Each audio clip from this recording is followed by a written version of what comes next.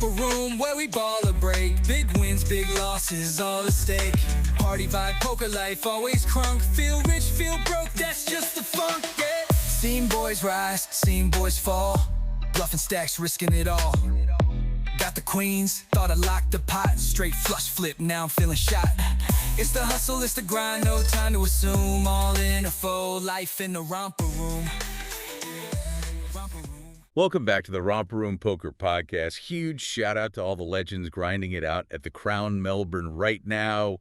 Hope the cards are falling your way, you magnificent bastards. All right, let's cut the crap. Today we're talking about a move that when you get it right, can really fuck with your opponents.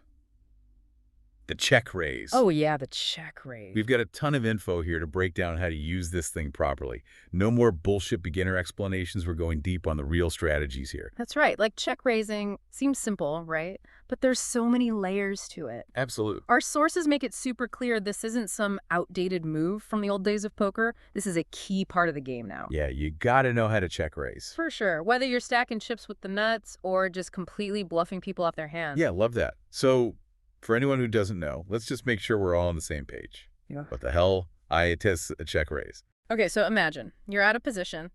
The other player is in control of the betting. You check. They bet. And then, bam, you raise. That's the check raise in a nutshell. It totally flips the betting dynamic. Right. And you can do it on any street. The flop, turn, even the river if you're feeling brave. Oh, yeah, if you've got the balls for it, right? Yeah. Now, I remember back in the day, some of the old school guys thought check raising was like bad etiquette, almost cheating. What's the deal with that? Yeah. It's kind of funny looking back. You know, there was a time when some people actually considered it like against the rules. Really? Yeah. One of our sources mentioned how even Negreanu talked about like how it was taboo for a while, but it's made a serious comeback in modern strategy. But those days are long gone. It's just seen as a smart, aggressive play now. Poker evolves, and figuring out how to exploit weaknesses is part of that evolution. Exactly. If you're not exploiting weaknesses, someone's exploiting yours. Yeah. So we know what it is. But why would we even do this? What are the main reasons to check raise? There are three main reasons. First, pure value.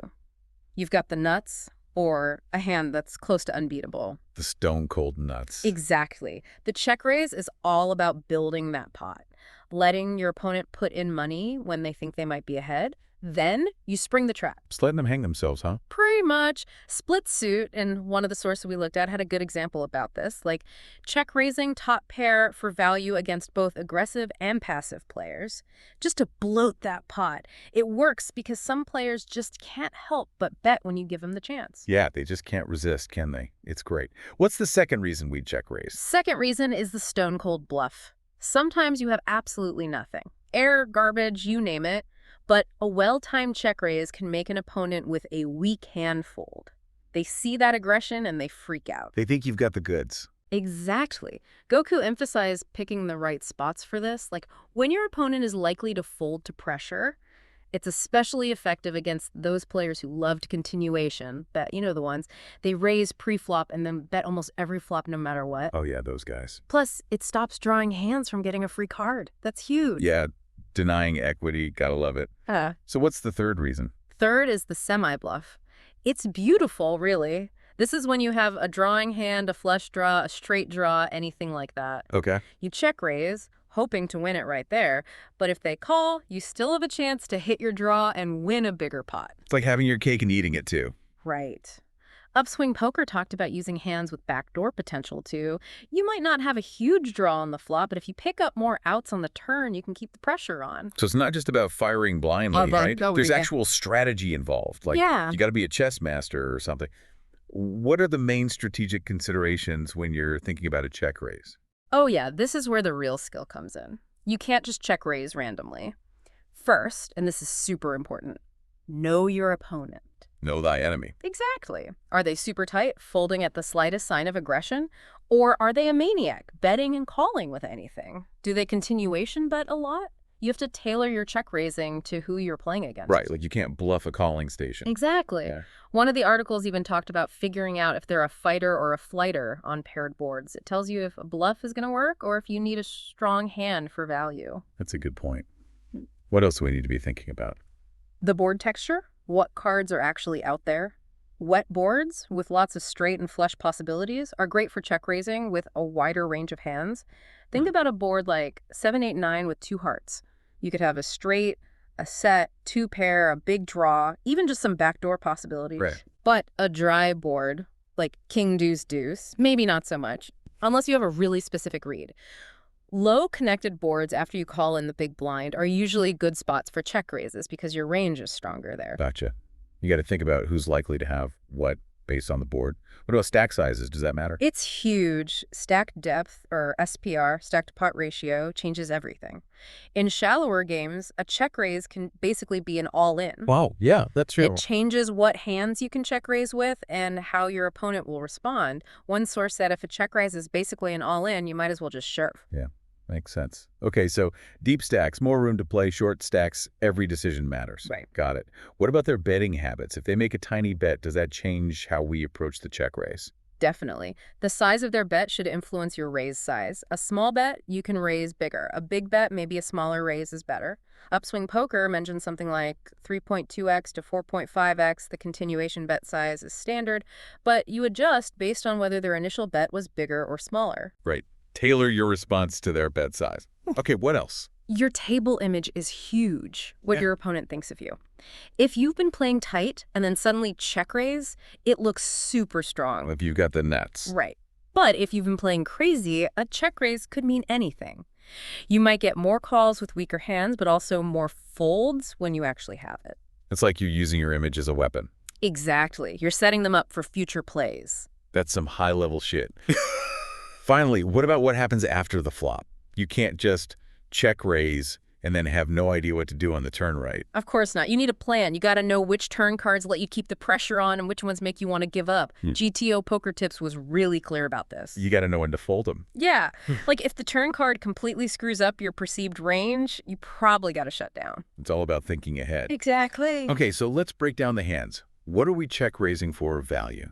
Value, you want big made hands. Sets, two pair, strong top pairs. Overpairs on boards where your opponent is likely to have a worse hand and keep betting. The classics. What about bluffing? What kind of garbage are we turning into gold with the check raise? Bluffing, hands with backdoor potential are great. Like, you don't have a draw now, but you could make one. Bottom pair can work sometimes, especially on low boards. Even just overcards with backdoor draws can be good. You're really representing a wider range, huh? Yep. And gut shots. Don't underestimate gut shots. They can definitely be part of a balanced bluffing strategy.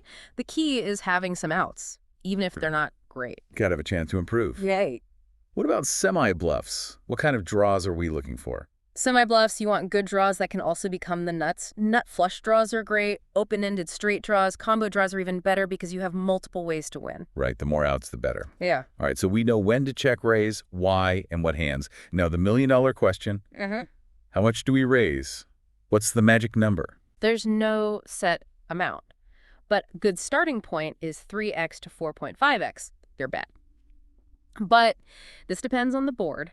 Wetter boards with more draws possible, you can raise bigger. Drier boards, maybe a smaller raise is better. Make it expensive for them to chase those draws. Exactly. And you want your raise size to be pretty consistent, whether you're bluffing or value betting. Right, got to keep them guessing. Yeah. If they can tell when you're bluffing and when you have it, you're in trouble. You can make subtle adjustments, though, like value raises slightly smaller, bluff raises slightly bigger. Okay, so mostly consistent, but with some little tweaks here and there. Right. And don't forget about the turn. Turn check raise sizing is super important. Sometimes an overbet is the play. Gotcha. Okay, so for all the beginners out there, what are the biggest mistakes people make with check raises? Yeah. How do we avoid screwing this up? Oh man, so many ways to mess this up. Over bluffing is a big one. Don't just check raise every hand as a bluff. You'll get crushed. Yeah, you'll be donating your sack pretty quickly. Another one is using the same raise size every time. Mix it up. Don't be predictable. Right. A lot of players also check raise the flop and then have no plan for the turn. You need to know what you're going to do on later streets. Yeah, I gotta have a plan. And don't be results oriented. Just because your check raise got called doesn't mean it was a bad play. You have to think long term. Okay, so think about the big picture, not just one hand. Right. And finally, find a balance. Don't be the guy who never check raises, and don't be the guy who does it constantly. Yeah, balance is key in poker. It is. Okay, let's talk about some more advanced check raise concepts. What can we do to really blow our opponents' minds? Well, you can check raise on the turn or river. Well, hold on, the turn or river. Yeah. It's not as common as on the flop, but it can be really powerful. Turn check raises can be good for value, or as bluffs in certain spots.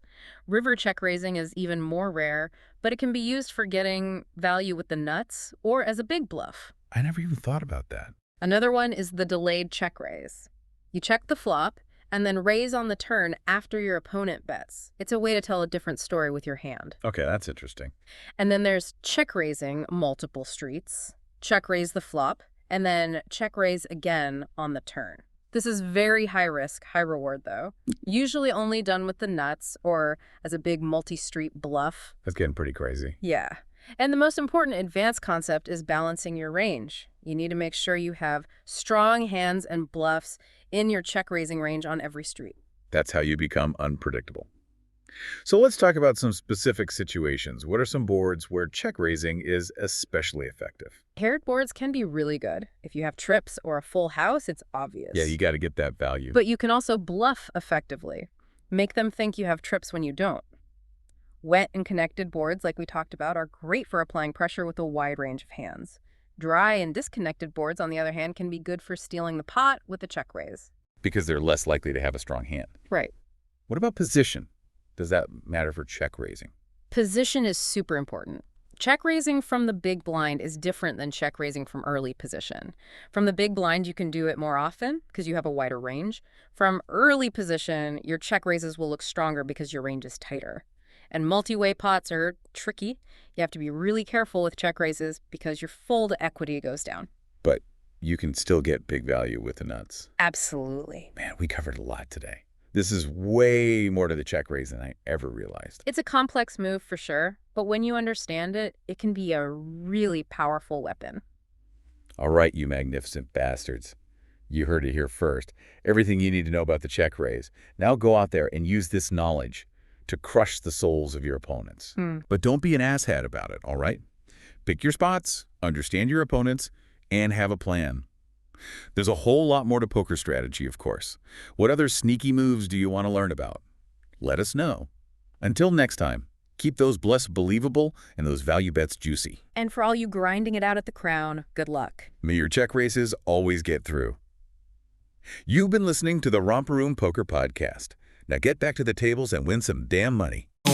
Romper room where we ball a break. Big wins, big losses, all at stake. Party vibe, poker life, always crunk. Feel rich, feel broke, that's just the funk, yeah. Seen boys rise, seen boys fall. Bluffing stacks, risking it all. Got the queens, thought I locked the pot. Straight flush flip, now I'm feeling shot.